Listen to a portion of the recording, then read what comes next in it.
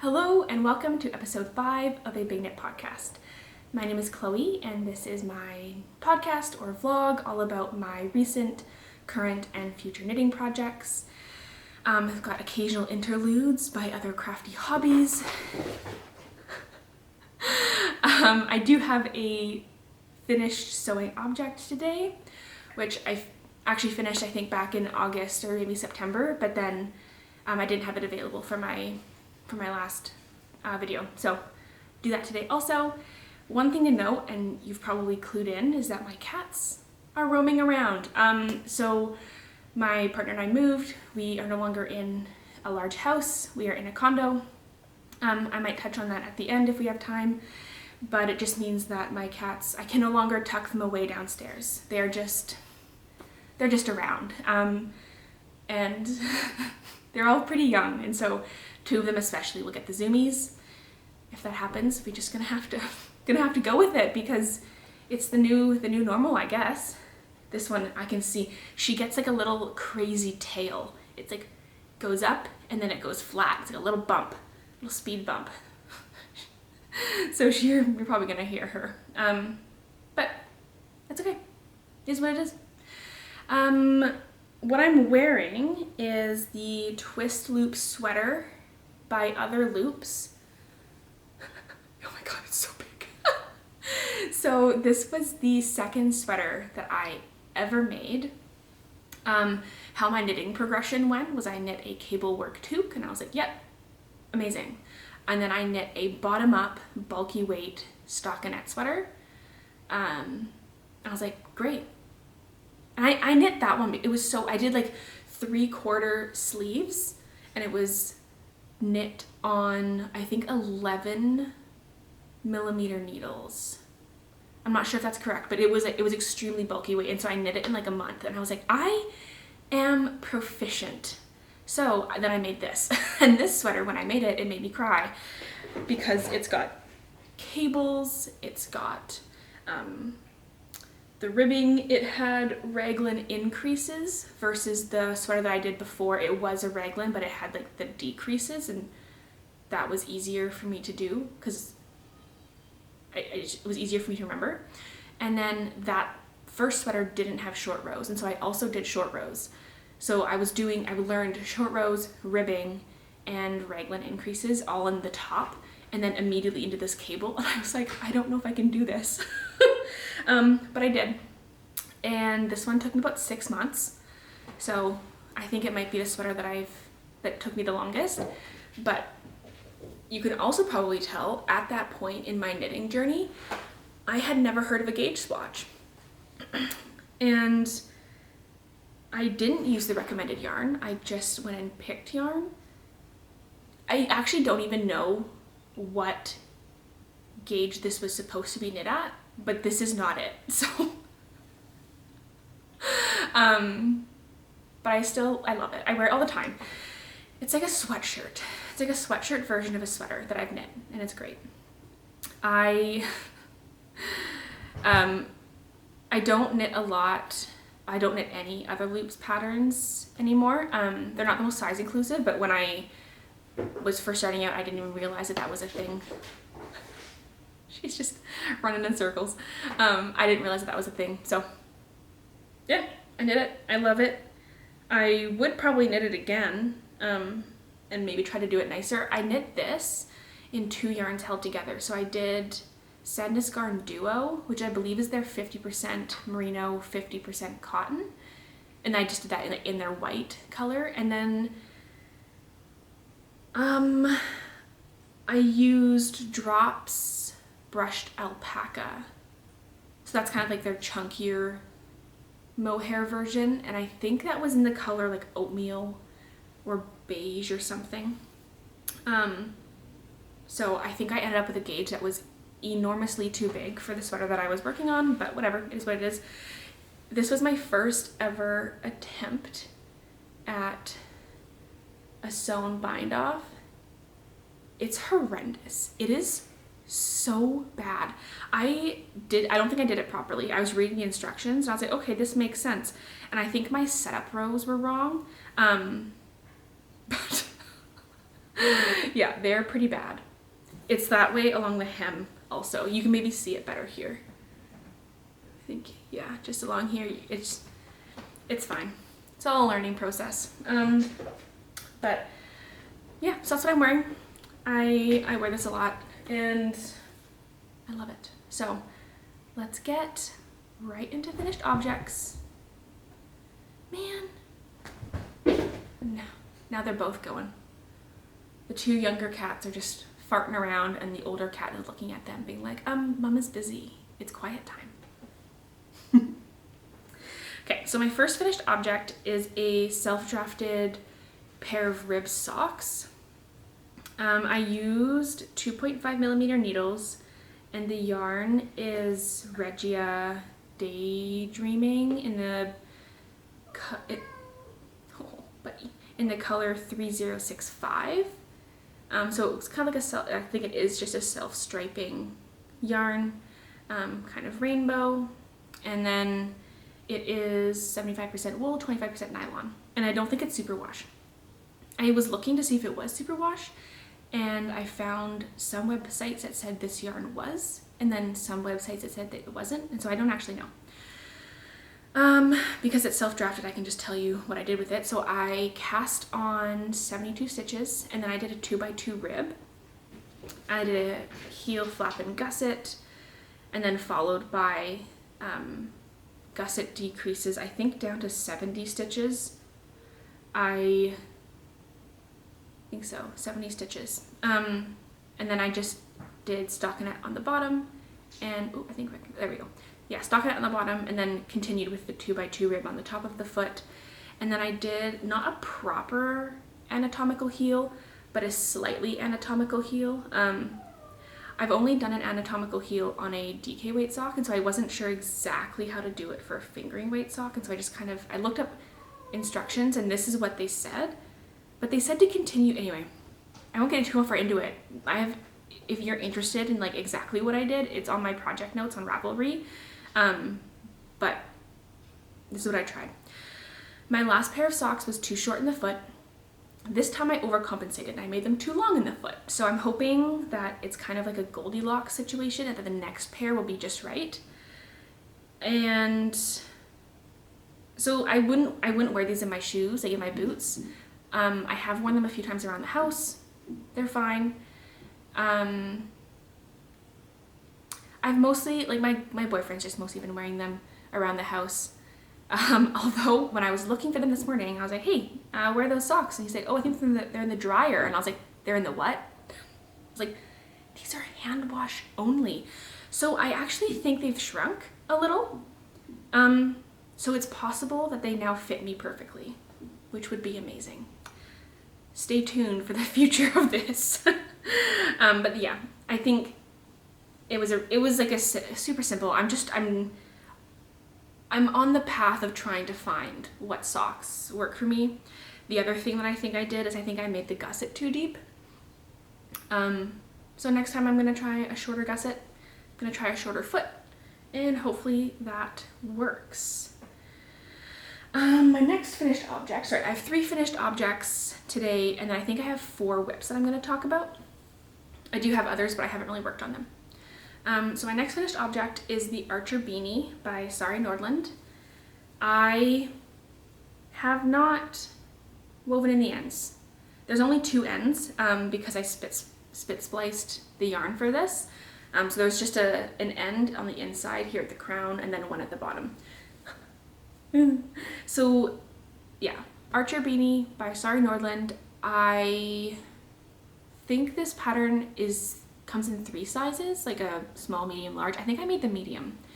I used this Zeolana Remo DK, which is a yarn from New Zealand. It's a combination of merino and brush-tailed possum. I got it at a yarn festival that we had up in my old city of Prince George. And I'd seen it, I wanted to try it, so I did. It's really soft on the hands. I do find it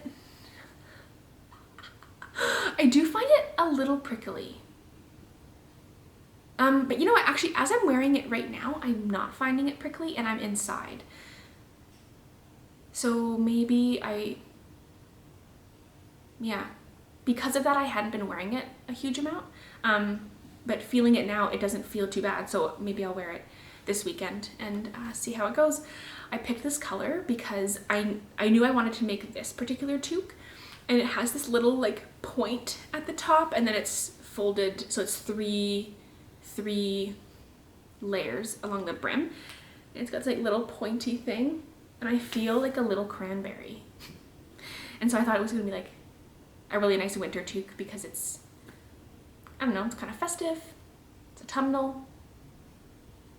I think it's so cute. I love it. I need to wear it more. This used almost exactly, cat hair, almost exactly 2 balls of the yarn. They come in, oh, hang on, I have it here. Let me just look it up real quick. They come in balls of 128 meters. So I used 2 full ones, and then I used almost 2 full ones, and then I started doing the bind off, and I don't like doing sewn bind offs. This was not a strong start, I'm not gonna lie, but I just have never had success with them. I either mess them up, or I find them too tedious, or I do them and then they're not stretchy because I pulled the yarn too tight. So I didn't want to do that with this one, but because it was knit from crown to brim, I needed something stretchy. And so I did, I think it's called Judy's Surprisingly Stretchy Cast On. I think it's on YouTube. I've heard other YouTubers refer to it, and so that's what I did. And it's a bit of a yarn guzzler. So I got probably halfway through the brim, ran out of yarn on the second ball that I was using. I was like, well, I'm not ripping back. So I just tapped into the third ball a little bit, but you could easily have just not done, you know, 2 or 3 rounds and had more, like, you know what I mean? You could have done this from 2 balls. I just ran out of yarn and then decided to not unpick my bind off and pull back.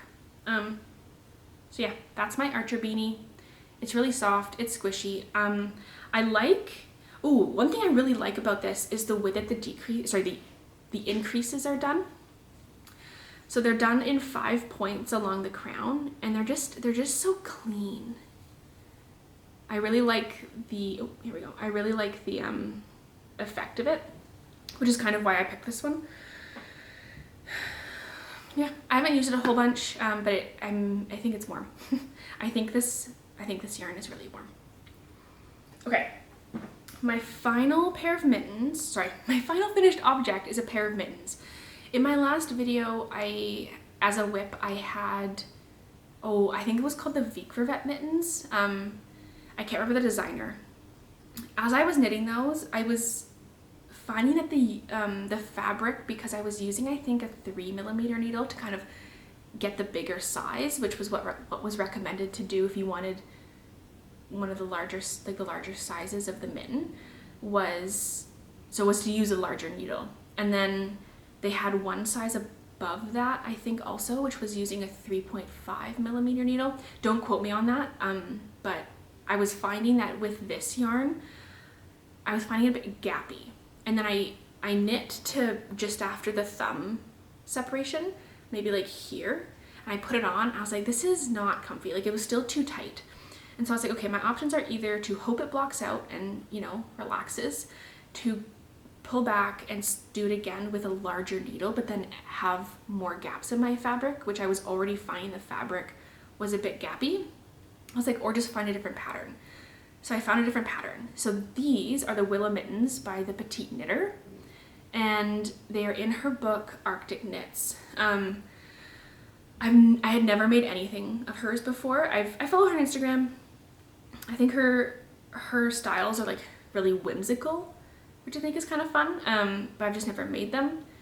I've never finished a Colourwork, like a circular yoke, and I think that's essentially all she designs as, is this like circular yokes, and I find them a bit intimidating. So I haven't never made a sweater.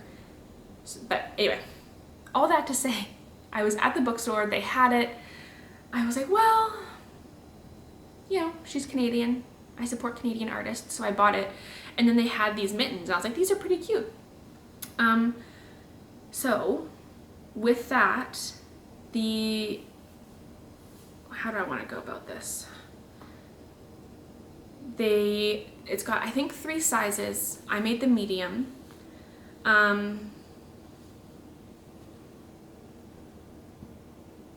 Yes, I did make the medium. So with the other sizes, you change the amount that you cast on. It's kind of interesting because so you do, oh my god, they're so cute. This is how they're designed as, is like the mismatching. And I really like how these ones turned out. The yarn is Nordic Yarns. It's Baby Camel. I've never used it before. It was, again, one that I had picked up at the yarn festival back in Prince George in the summer. And it was just like, it was extremely expensive, but it was so soft. And I don't know, I thought it'd be fun to try something new. So that's what this is, Nordic Yarns Baby Camel. I don't know what the colorways are. I don't know, chocolate brown and beige, I guess. I'm all over the place. Can you tell it's been a while since I've filmed something? So the way that these mittens are constructed is you cast on, you do some ribbing. I think there's maybe some changes of stitch count, but then you go straight into the Colourwork and knit the Colourwork straight, and it's an afterthought mitten. So you just put the thumb stitches on hold, I think, and then on the next round you just kind of like cast on new stitches to make the thumb hole and then carry on that way, and then you go back and pick that thumb up after, which is cool. They were easy, I think, is maybe how I would phrase it. I do have, like, I like the final object, right? I think they're cute. I do have some gripes with the pattern, maybe is the word I would use. I don't, like, you can see here, because this is not a thumb gusset, there's no increases, it kind of pulls the Colourwork a bit crooked on both the front and the back of the mitten. And I think that's just because, like, it doesn't fit that well, and that had this been a gusset increased thumb, this wouldn't have, like, that wouldn't happen and they would fit better. So that's kind of one annoyance sort of that I have with this pattern, is that they fit me and they're comfy, but I also don't think they're that great fitting. And I think it kind of takes a little bit away from the Colourwork, like, especially you can see on this one, if my thumb is out, it just pulls it really far. So that kind of irritates me a little. The other thing is that I did the instructions for whichever. I did the instructions for the right hand mitten, and I put it on my right hand, and I was like, that doesn't fit. So I think this is the mitten for the right hand, and if I put it on my right hand, like, it doesn't look right, you know? Because the decreases, they're not sitting flat, like, they're sitting perpendicular. You can see right here, perpendicular to where the flat of my hand is.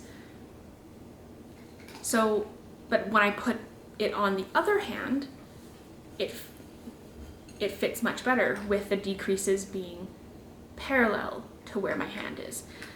So I think there's like a mistake in the book where it's like the instructions for the left mitten actually make the right mitten, and the instructions for the right mitten actually make the left mitten. And to me, that's just kind of annoying, because it's like, that should have been caught if you test knit them, or, you know, like, I don't know. It's just like not a very high attention to detail, I suppose.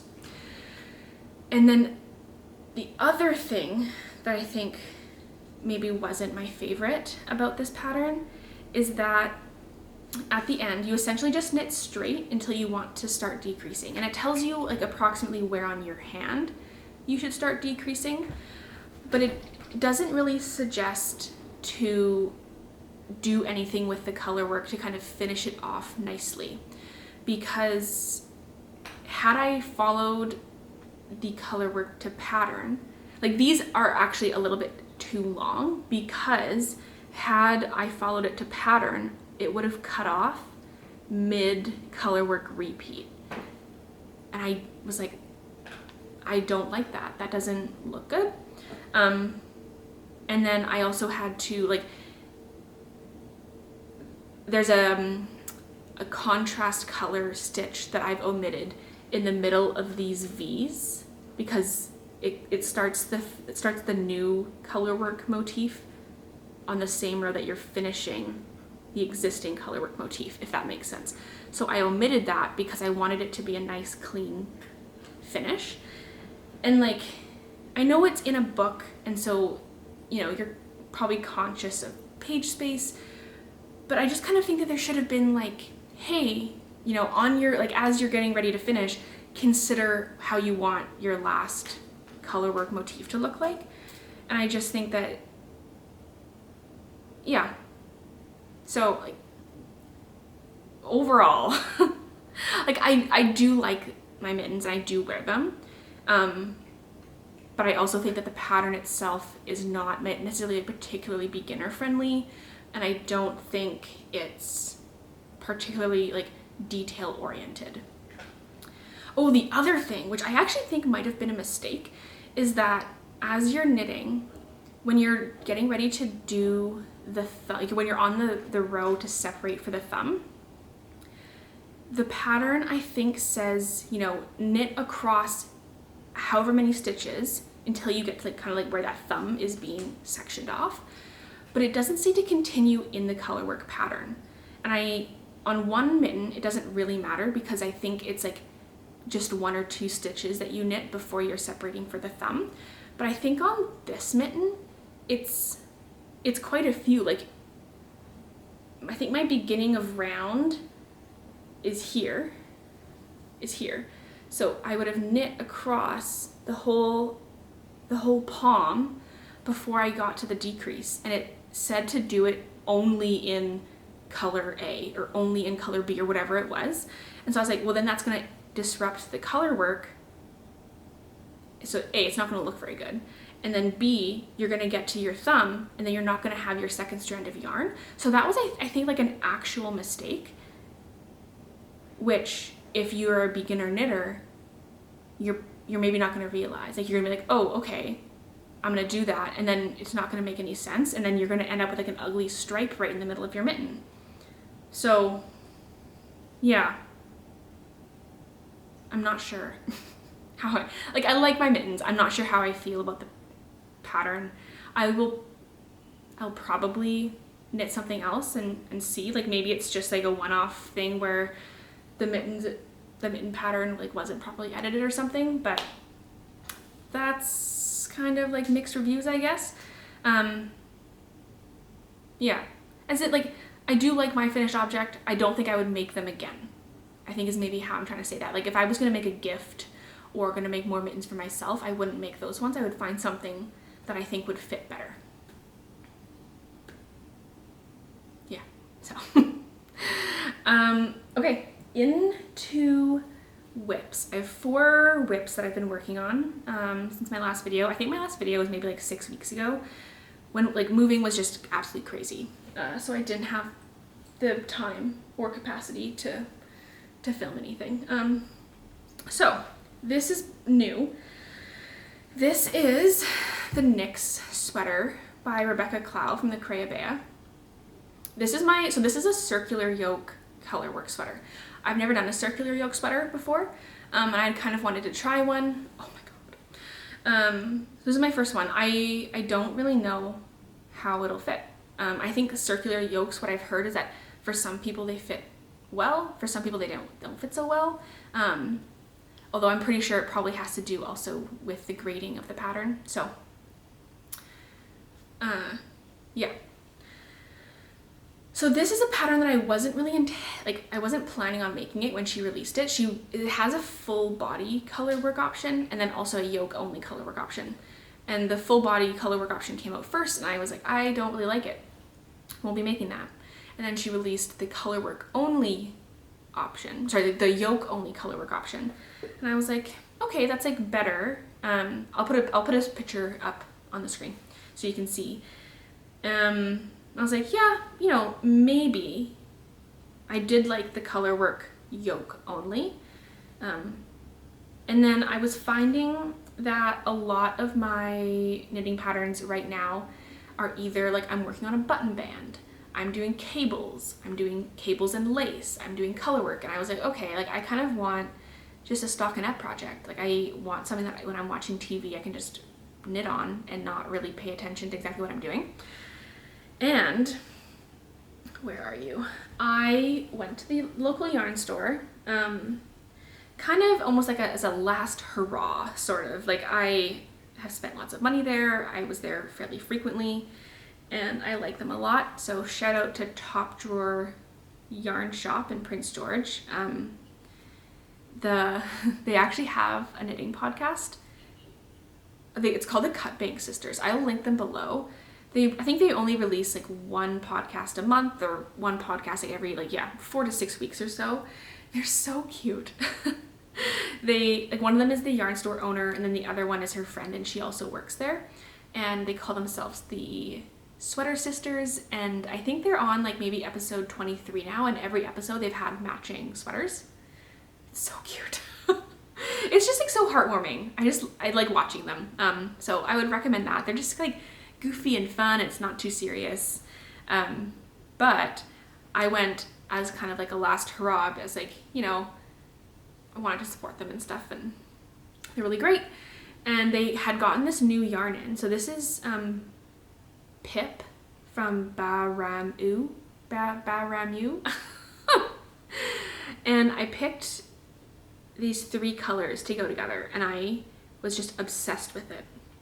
So the teal is called Eccup, E-C-C-U-P.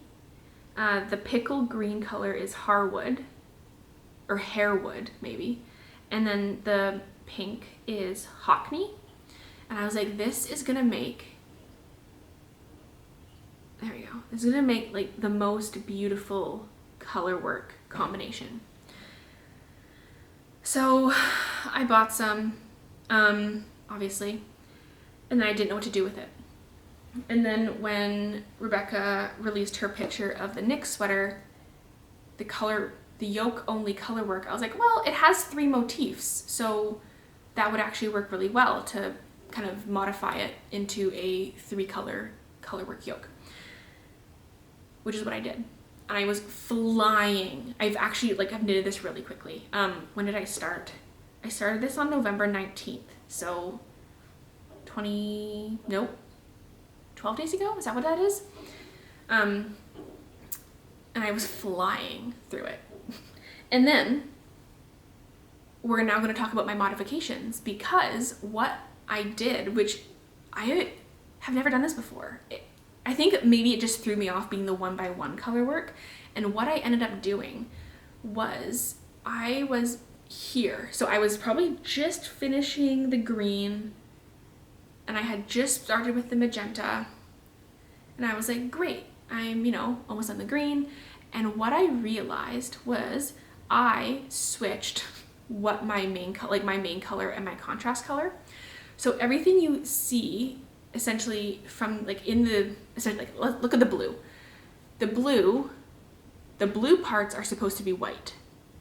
The white parts are supposed to be blue. So I've swapped the main color and the Colourwork contrast color without realizing it. And I didn't realize until I was here, which means that essentially this last white bit here is supposed to be the final Colourwork piece, and then it kind of comes to the point. So everything that's magenta was supposed to be white, and then after you kind of reach that tip, everything's just in the main color from then on, which meant that if I continued, I was gonna get to where the magenta is ending and have these like weird triangles of pink that was just gonna like cut across my chest, and I did not like that idea. So what I ended up doing was I just kind of like modified it a bit. I carried on with the green and kind of finished off the way that the chart suggests, And then with the pink, when I got to about here, I just started making, instead of carrying on and making them triangles, I made them little wedges. Oh yeah, here we go. So I've like not picked up, but I've turned those into the main color. And then when I got to the end, for some, like, I don't know necessarily why I did this, I was just being creative. I put in some 1x1 color work along the base of the little pink bits. So it looks a bit scruffy at the moment. I haven't done a whole lot of color work, and I'm hoping that it'll block out. The other thing that I realized that I need to do is, well, I didn't actually do a gauge swatch for this, which seems ridiculous given that I've had so many gauge issues recently. But I just didn't do it. Oh, I've like lost a bunch of stitches on my needle. Haha, that's fine. And so I need to do a little gauge swatch and then block it because I need to see if any of the colors run. And I do think that this pink is going to run. So I'm gonna have to make a plan. I might have to do like 2 swatches and do one with like a color catcher or something. But it would be a shame to get all the way through this whole pattern and then block it and have the pink stain everything pink. The other modification that I am thinking about making is why I've kind of stopped my sleeve where I have. It's quite an oversized sweater. So I'm 3/4 of the way down. And what I'm thinking of doing is adding some additional 1x1 color work on the sleeves and then doing the cuff, the ribbing for the cuff. And I just think that like it could be kind of fun. I also have all this yarn that I would like to use. I actually have another 2 balls of both the teal and the magenta, and then 1 more ball of the green. So it would be nice to use more of it. And what I'm thinking of doing is on the cuffs, doing green 1x1 ribbing, and then on the body doing like maybe starting with teal and doing, I'm planning on doing like quite a large chunk, maybe like 8 centimeters. So then doing 4 centimeters of blue 1x1 ribbing and then 4 centimeters of pink as the contrast color. So it's just kind of like a 2-tone, and then I think that will be kind of funky. I'm a fan. So I'm gonna continue working on that. I'm just working on the body at the moment, but I'm really enjoying it. Yeah, I'm a bit nervous of the fit given that I didn't gauge swatch, and I also have never done a circular yoke. So we'll see. We'll see. Okay, next is, the thing about moving is that you put things in places to keep them safe and then you lose them. So I found I'm missing wine glass. So this is a self-drafted sweater that I'm making for my boyfriend. If you watched one of my previous episodes, I was trying to make him a stickless stick season sweater, which is just like a drop shoulder plain sweater, also designed by Clow from the Aiode, and a combination of not accounting for the fact that male sizing is different, given that like when you are measuring a bust, women's busts proportional to the body tend to be larger than a male bust. So what ended up happening was that it fit fine for him in the chest, but like across the shoulders it was like super stiff and it didn't fit. So that was actually gifted to one of my friends. She came and visited me kind of about like a month before we moved, and she was like, "Do you still want me to come?" And I was like, "Yes." So I was like, "You're a small person, do you want this?" And she put it on and it fit her really well, so she took it, which was great. Because I had been like worried about what I was going to do with it, and it just seemed like such a waste to, I don't know, but anyway, so she has it.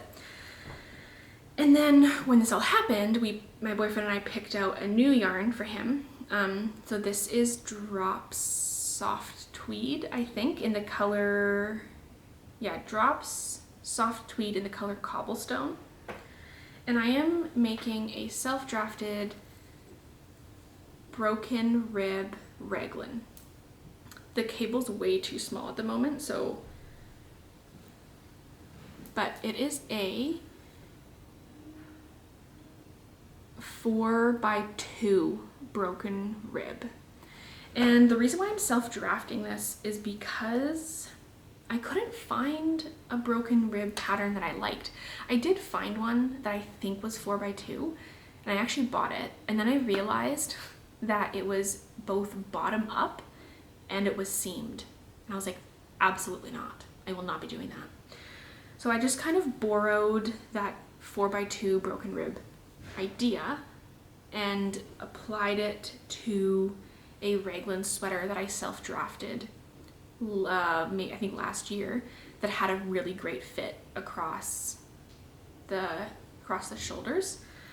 And I think the nice thing about a raglan is it's so much more forgiving than a drop shoulder. So I'm essentially just going to continue doing the increases. Pretty soon I'm probably going to put on a try-on cord. We'll put it on him. We'll see kind of where it's hitting on his chest. We'll see how much more he needs in terms of yoke depth, and then we'll also see where we are in terms of ease. And so I'm really liking how this is turning out. It's really soft. I think that this is a sweater he will probably get a lot more wear out of than the one that I had originally made him, even if it had fit, because that one was quite dense fabric and he runs a bit on the warm side. So I think that this is actually a better fit for him in terms of material. I am knitting this, what am I knitting this on? 4mm needles. Yeah, I don't have a whole lot to say because there's no pattern. The yarn is 50% wool, 25% alpaca, and 25% viscose. And so I'm hoping that means that it won't be quite as warm. It might be a bit more durable, like less pilling because of the viscose in there. But we'll see.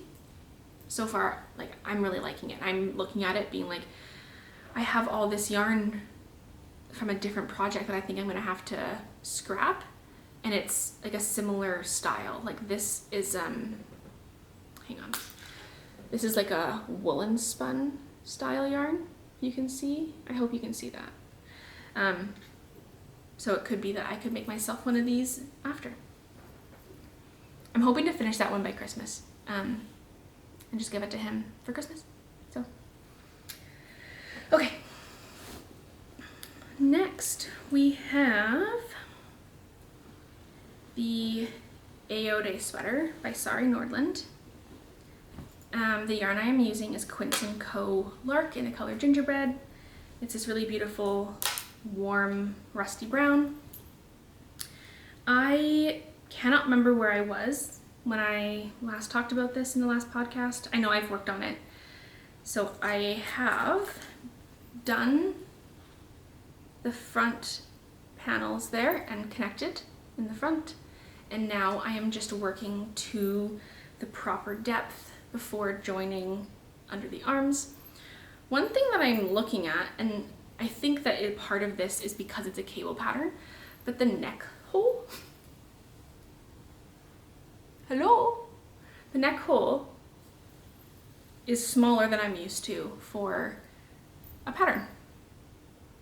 So I think it will grow, it will relax, because it's cables on the front and the back, but it might just be like a nice, like, I'm really excited for this. I have really liked working on it, but this is one of the ones that, you know, I can't just zone out and work on. I need my chart, I need a ruler to help keep me focused on where I am in the chart, and so it's a little bit more work. But every time I pull it out, it's just like such a treat. Such a treat. I love it. Oh, it's so nice. I don't think I have like a whole lot more to say on it. I just have my back stitches on hold on a piece of thread, and knitting it on a 5mm needle, which I believe is a little bit larger than the recommended needle size. I think the recommended needle size is either like a 4 or 4.5mm. Yeah, so that's my Aiode sweater. Oh, I'm obsessed with this color right now. I think it like suits me, and it's very fall. It's just like very cozy. I'm in a cozy phase for sure. I feel like there's so much going on in life at the moment, and there's always so much going on in life, but you know, working and going to school and moving and stuff, it's like I just want to be bundled up.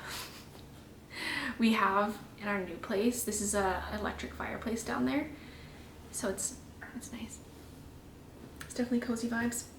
Okay, no, that's not true. 2 more whips. I have 5 whips, not 4.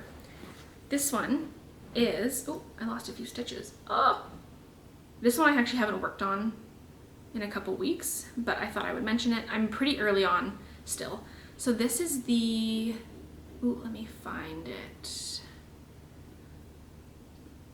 The beautiful BC hat, and the designer is Monika, and I am knitting this. So it's just a Colourwork toque. It has this really cute little, it's not like Christmassy, but it feels festive. It's a little tree motif in Colourwork on the hat. And my boyfriend asked me for a new toque. The first one that the one that he wears the most often, I made him almost 2 years ago. Well, it'll be 2 years ago for Christmas. And you know, it's seen better days. It could be retired. And so I had asked him, I was like, do you want me to make you a new one? So this is what he picked. We looked for a while. And picked this. I will put a picture up because you can't really, I'm very early in the Colourwork phase, but it's cute. It's kind of fitting. Up in Prince George, there's it's a very industry focused town. So there's a couple pulp mills. There's one pulp mill. There was more, but forestry's kind of going through a tough time in BC. And so he was working at one of the mills there, and he's really excited to no longer be working in forestry. And so he thought it was fitting that I make him a toque that has little trees on it to kind of commemorate the fact that, you know, he worked at that mill for 7 years, and it's like a pretty big part of his life, and it's over now. We're very excited about it. Mill work that he was doing comes with night shifts, and it comes with like shift work, like, you know, 2 days on, 2 days off, 2 days on, stuff like that. It's very tiring, it's very disruptive, and so him and I are both really excited that he will have a 9 to 5 kind of situation, like weekends off, and our schedules will align more, which is really exciting. I know that no one asked, no one cares, but that's it's very exciting. Okay, so my final whip is a Christmas present for my mom. So, Mom, if you're watching, get out. This is the Rose Garden Wrap by Lisa Hannes. Oops. I have made quite a lot of progress since the last time I podcasted. This has been one of my main projects that I would really like to finish because I really want to give it to her for Christmas. And so I'm trying to, you know, get as much done so that it doesn't end up being like a last minute crunch. Ideally, I would like to be done in the next couple weeks. So I am knitting this on 5mm needles, and I am using a combination of yarn. So I'm using Laxton's DK Laxton's Sheep Soft DK in the color Aesgarth, and I only have a tiny bit left on my current ball. And then this is my other. So this is That Yarn Habit Cloud Sari in the color Smoke. And it's not a perfect match, but it's pretty close. And the Sari is just making it so soft. I've heard that the Sheep Soft DK softens up a lot with blocking also. But, you know, my my hope is that this is going to be kind of like a cross between a wrap and a scarf, and so I want it to be soft enough to be against her neck, and I don't really know how sensitive she is. So let's just talk about this. Okay, so this is a wrap pattern. It's done tip to tip. So, you know, you start at the bottom and then you do some initial increases, and then you're supposed to do 4 repeats of the main increase bit, and then you do like a middle chunk, and then you start doing the decreases. The pattern as designed is huge. So it's like quite wide and it's really long. I think it's supposed to be 2 meters long, approximately.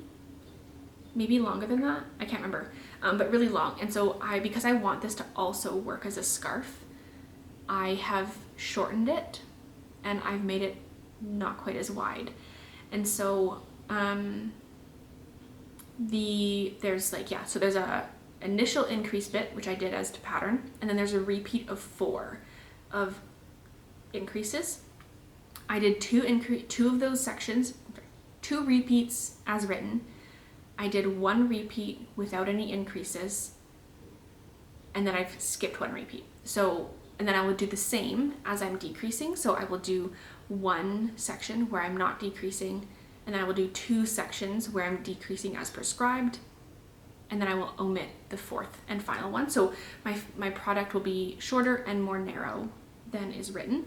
And part of that, I feel like this is going to be a common theme. I should just rename my podcast Doesn't Check Gauge, but I didn't check gauge because I wanted to use this yarn. So I think I might be a bit over gauge, and also these side bits here are all garter stitch. And then in the middle is lace and cable work. So I think it's gonna grow, I think, lengthwise and widthwise. And so that's fine. And also right now I've just started on the middle bit before moving on to the decreases. And so I have a little bit more to go. So even if I was gonna get a little bit more and I wrap this around, it currently is still fitting well for a scarf, right? Because then if it comes around, then it's like nice and cozy. Or if it's more of a wrap, then it kind of is still, I feel very arts and crafts right now.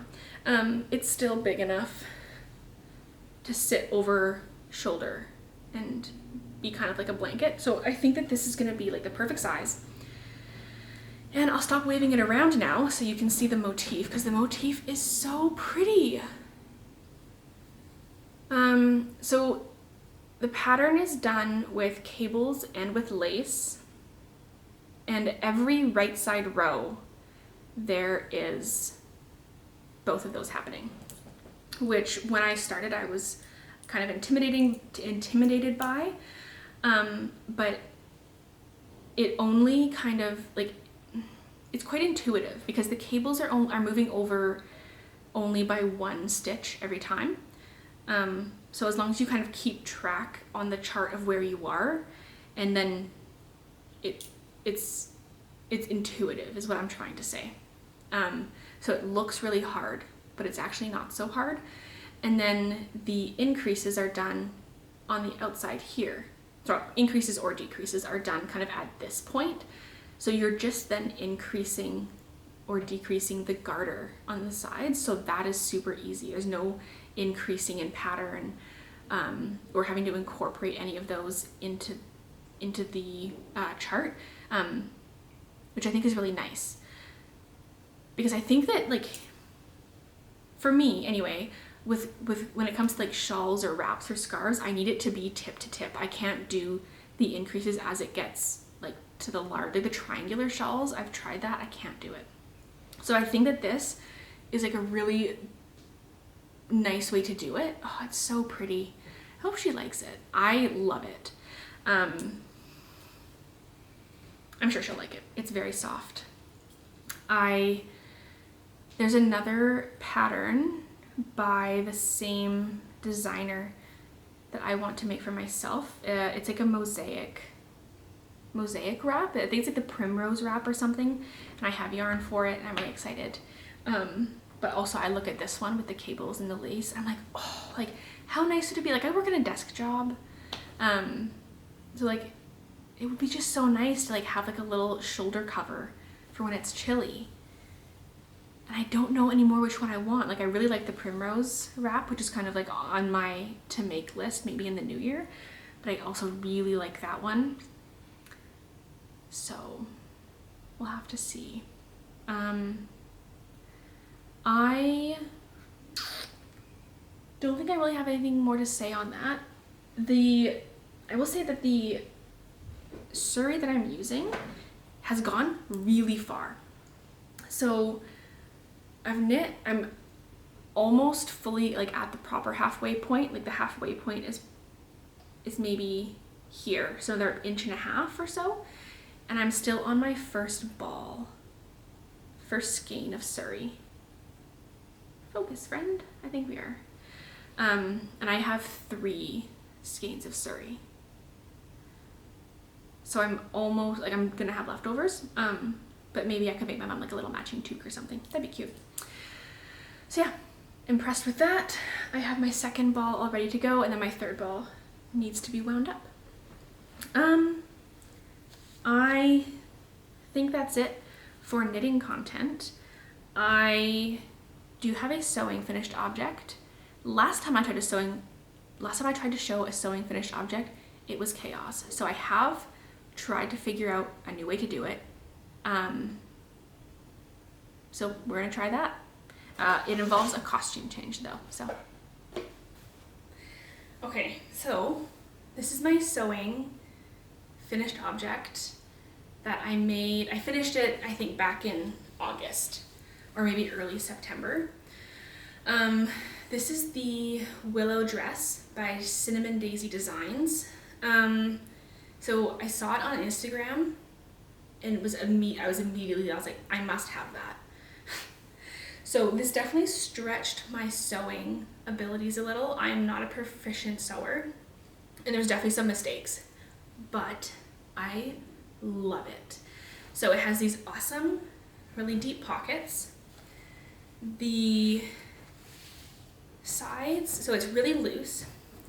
The sides have these ties that kind of cinch in at the waist, either as tight or as loose as you want.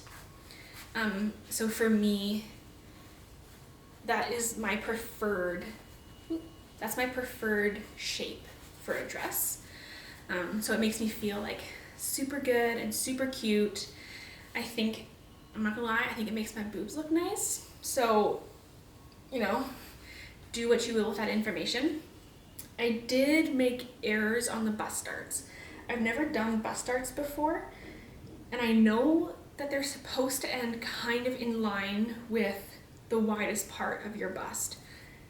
I don't know what I did wrong, but mine end up here. So significantly farther up than they should be.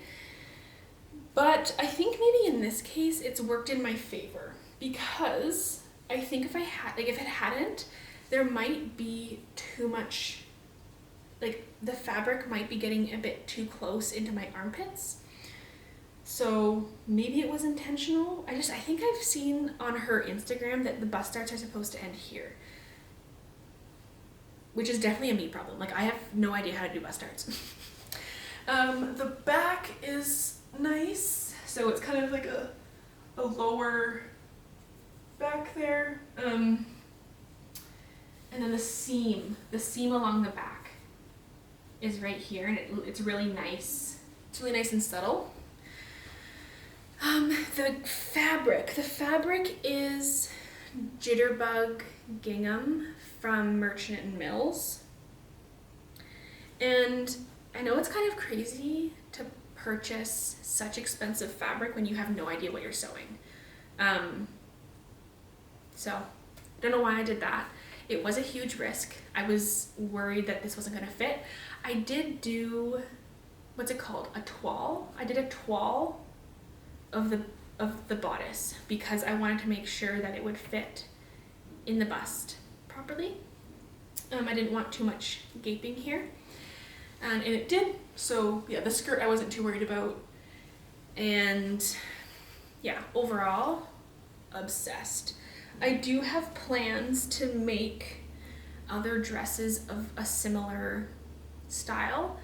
So for example, there's a dress that I want, and I can't remember right now what it's called, but it has the drawstring attached to the skirt. So rather than being kind of in the bodice here, it kind of more scrunches it in like a little drawstring casing, I guess is maybe what it's called, and then I guess maybe it either ties in the front or in the back.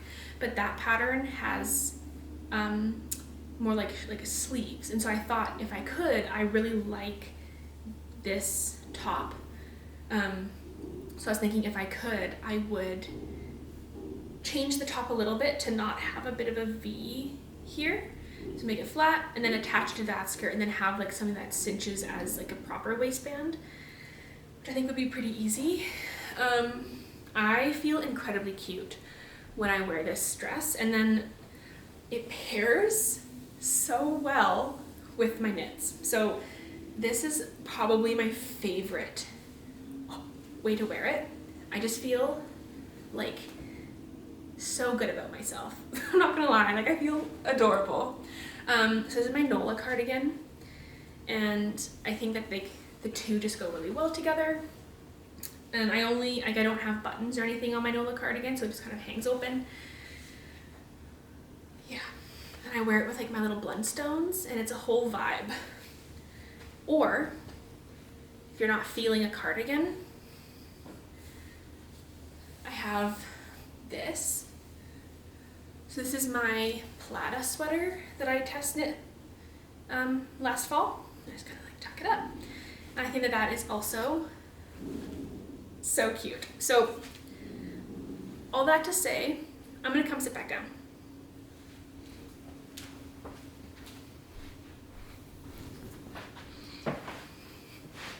Okay. All that to say, I love that dress pattern. It definitely stretched my sewing skills. I'll take this off and then I'll show you. So along the neckline and the arms, it has bias tape binding, I think is what it's called. So if I fold this over, you can kind of see the tape there. It's gray. That was definitely a learning curve, but I think I did a pretty good job. I've heard that one of the issues with bias tape bindings is that they are done and they don't have enough ease of the fabric in the binding, so that then it leans out, like puckers out, or maybe puckers in or something. So I followed a tutorial that showed me how to hopefully avoid that, and I think I did. Like, I don't know if you can tell, but it doesn't sit weird or anything.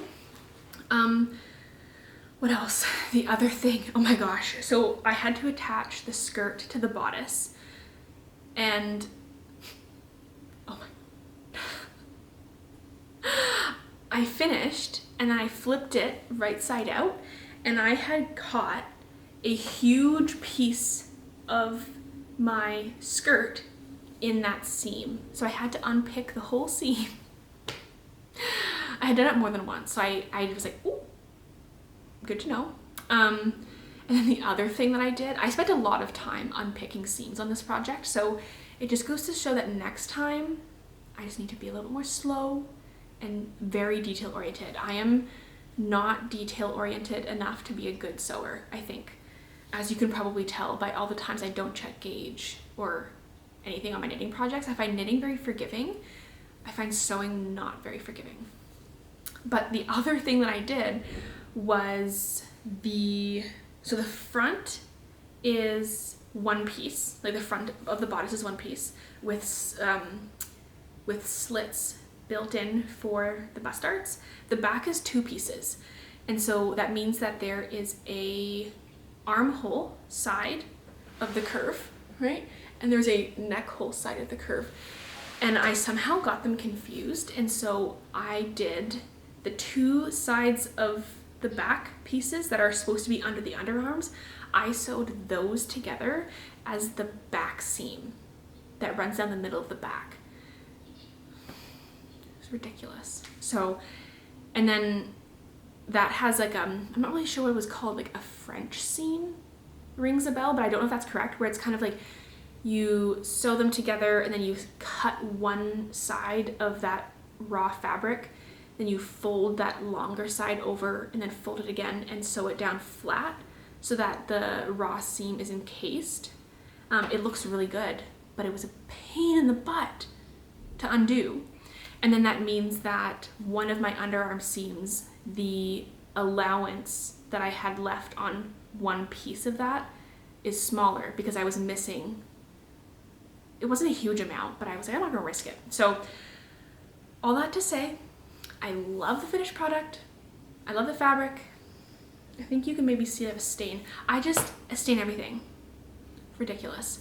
But I love this. I loved the fabric. Sewing, the act of sewing, I don't enjoy. I find it stressful. I find it quite difficult, and I have to unpick a lot. And so, but then the downside is that I love the finished objects that I make, and I can go like, people are like, oh my gosh, I love your dress. I'm like, thank you, I made it. And they go, what? I'm like, I know. So that's just my ramble on sewing. That kind of brings me to the end of the craft related parts of the podcast. I'm going to do like maybe a life update, so if that's not interesting to you, that's okay. Thanks for coming. I'll see you next time, hopefully. And so yeah, life update, we moved, which is why it's been so long since I've put a podcast up, and it was so much work. It was very stressful, but we made it. We moved to Victoria, which is my hometown. So we're living in Victoria, BC now, which is awesome, and I'm really excited, and my partner's really excited, and it's all great. And I'm really happy to be here. I'm hoping, what my plan is that now that my schedule in terms of like moving is done, and then my partner will be getting a more regular job rather than being shift work, because in my old, like before we moved, I was trying to like film episodes during times where like I wasn't working and he was working, but that's always rotating, so there's not really a very good like filming schedule. People are like, I film every such and such at lunch break, and I can never do that, because even though the house was large and I was like, I could have told him like, can you go downstairs or something. The thought of filming myself talking about knitting while he's in the room or like within earshot, no, I can't do it. Which is silly because he thinks that like this is super fun. So, but all that to say is I'm hoping that now I have every second Friday off.